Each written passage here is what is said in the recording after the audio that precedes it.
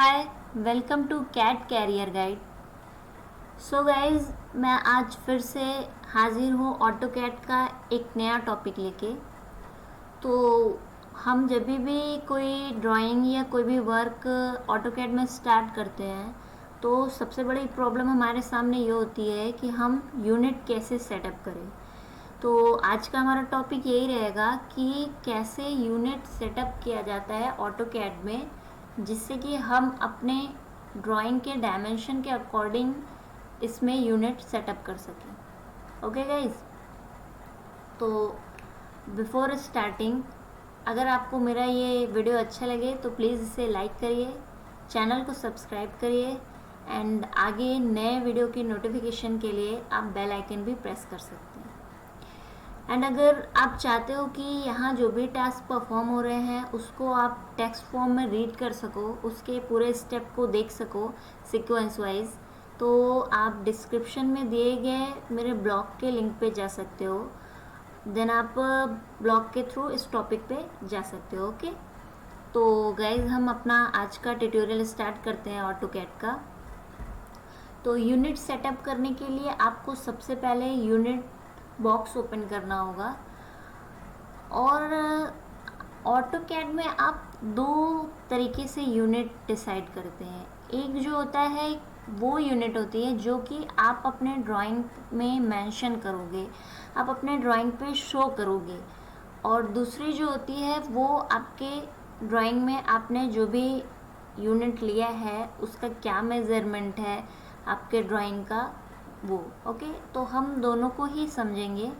तो उसके लिए सबसे पहले हम drawing unit setup box open करते हैं। तो उसके लिए आप ये जो ऑटो कैड का आइकन आपको शो हो रहा है, इसके ड्रॉप डाउन बटन पे आप इसके ड्रॉप डाउन बटन पे क्लिक करोगे तो आपको ये जो लिस्ट दिख रही है इसमें यहाँ पे आपको ड्राइंग यूटिलिटी एक ऑप्शन मिलेगा।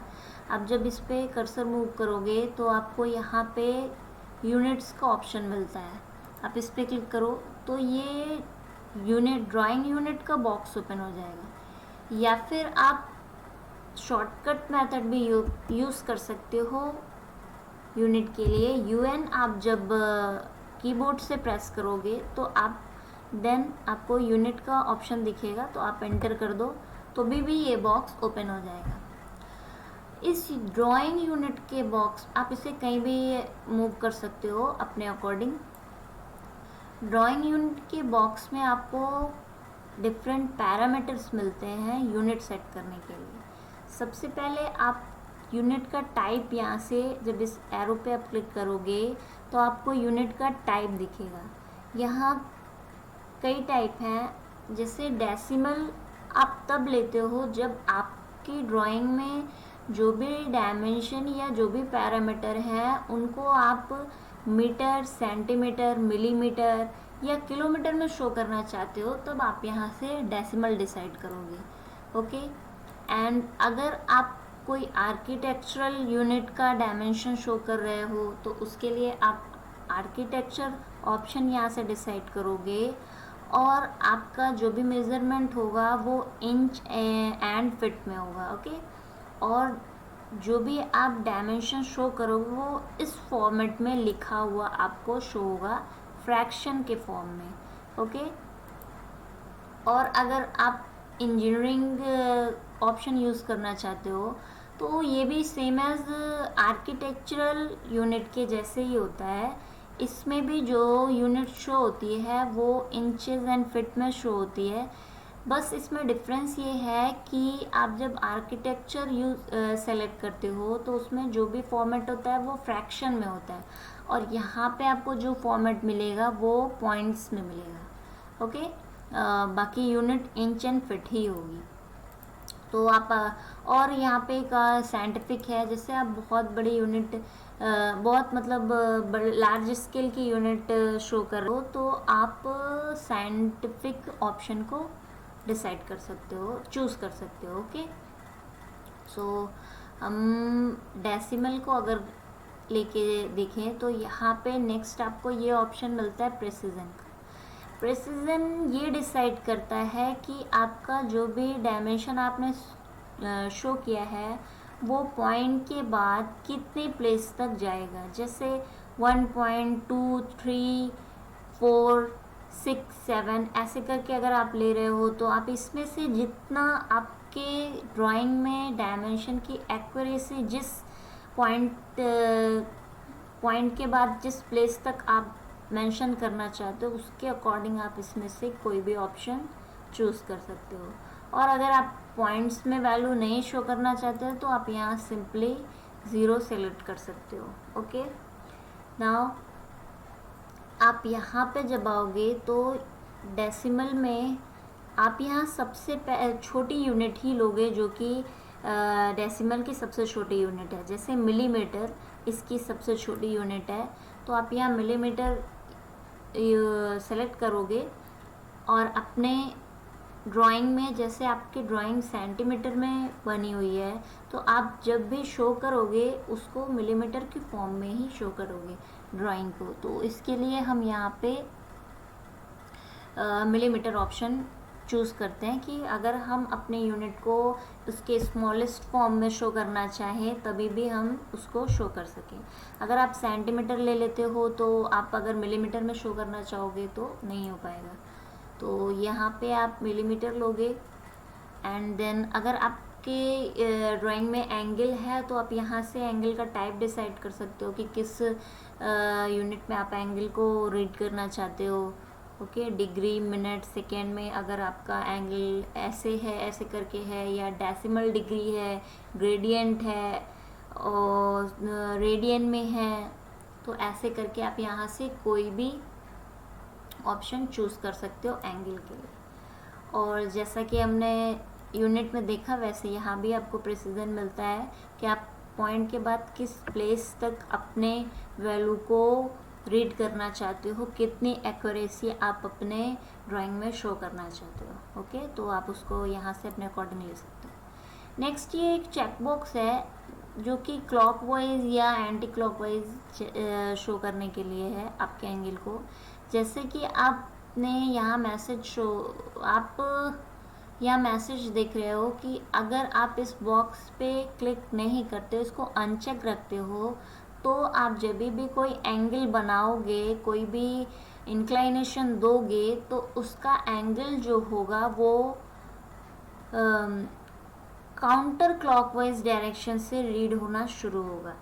दैट मीन्स कि आपका 0 डिग्री एंटी क्लॉकवाइज डायरेक्शन से स्टार्ट होना शुरू होगा। अगर आप इस क्लॉकवाइज बॉक्स पे क्लिक कर देते हो तो आपका जो एंगल होगा उसका 0 डिग्री क्लॉकवाइज से स्टार्ट होगा। तो ये आप अपने अकॉर्डिंग रख सकते हो जिस पे भी आपको सूटेबल हो, जैसे भी आप रीड कराना चाहते हो अपने ड्राइंग में, जो भी जैसे भी डायमेंशन शो करना चाहते हो एंगल की, तो आप यहाँ से उसके अकॉर्डिंग इस बॉक्स को एनेबल कर सकते हो। ओके, तो और नेक्स्ट एक यहाँ आपको डायरेक्शन का ऑप्शन टैब दिख रहा है। तो आप इस टैब में जब यहाँ पे क्लिक करोगे तो आपको यहाँ बेस एंगल का डिफरेंट ऑप्शन मिलता है।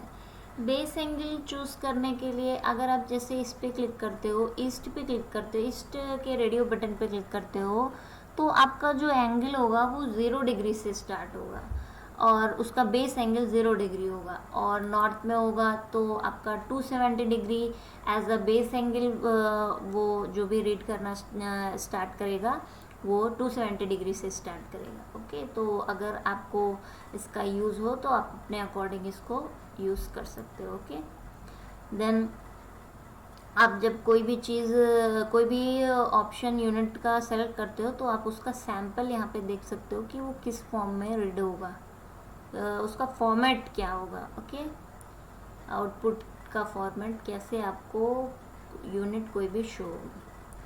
और जब आप यहाँ पे अगर आर्किटेक्चरल ले लेते हो तो आप यहाँ से इंचेस चूज़ करोगे क्योंकि ये स्मॉलेस्ट यूनिट है।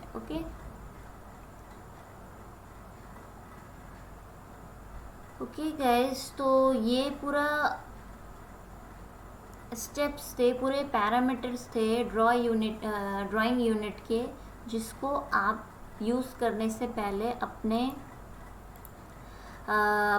ड्राइंग में सेट करते हो, जिससे कि आपके ड्राइंग के पैरामीटर्स को आप एंटर कर सको। देन आप ओके बटन पे क्लिक करो। अब आपका जो ये वर्क एरिया है उसको हम डिफ़ाइन करेंगे अपने ड्राइंग के अकॉर्डिंग। तो उसको डिफ़ाइन करने के लिए आप यहाँ पे लिमिट लिखोगे और लिमिट्स के बाद आप एंटर प्रेस करो। तो आपसे ये आपके ड्राइंग शीट, जैसे आपका ड्राइंग शीट होता है तो उसमें 4 कॉर्नर्स होते हैं। तो यहाँ पे आपके एरिया को वर्किंग एरिया को डिसाइड करने के लिए आपको लोअर कॉर्नर से लोअर लेफ्ट कॉर्नर से लेके आपको अपर राइट कॉर्नर तक के लिए एक डायमेंशन एंटर करना पड़ता है। और वो जो डायमेंशन होगा वो आपके ली गई यूनिट्स के अकॉर्डिंग होगा। जैसे यहाँ पे फर्स्ट आपको जब आपने लिमिट लिख के एंटर किया तो ये आपसे लोअर लेफ्ट कॉर्नर पूछ रहा है। तो यहाँ पे मैं इसकी वैल्यू 0 इसलिए क्योंकि ये हमारा ओरिजिन पॉइंट है। ओके, देन आप एंटर करो। अगेन आपसे ये अपर राइट कॉर्नर की वैल्यू पूछेगा, जो कि शीट में आपके जैसे ड्राइंग शीट में होता है उसी के अकॉर्डिंग। तो आप हमेशा वो वैल्यू लो। वैल्यू हमेशा अपने जो ड्राइंग है उसके डायमेंशन से, उसके पैरामीटर से ज़्यादा रखो, क्योंकि हमें अपने ड्राइंग शीट में ड्राइंग के अलावा और भी चीज़ें मेंशन करनी होती है। ओके, सो मैं 200 ले रही हूँ, जो कि ये मिलीमीटर में मेज़र करेगा। Okay, then enter. देन इस लिमिट को अप्लाई करने के लिए आप Z for zoom and A enter करोगे तो आपका वर्क एरिया अब उस लिमिट के अकॉर्डिंग डिफाइन हो चुका है। तो इस तरीके से आप गाइस इसमें यूनिट का सेटअप कर सकते हो और अपने ड्राइंग के अकॉर्डिंग यूनिट्स को सेट करने के बाद कोई भी ड्राइंग बेटर तरीके से ऑटोकैड में बना सकते हो। तो गाइस, अगर आपको ये वीडियो अच्छा लगा हो तो प्लीज़ इसे लाइक करिए, सब्सक्राइब करिए एंड बेल आइकन प्रेस करिए और भी वीडियो के नोटिफिकेशन के लिए। तो thank you guys, thank you for watching. मिलते हैं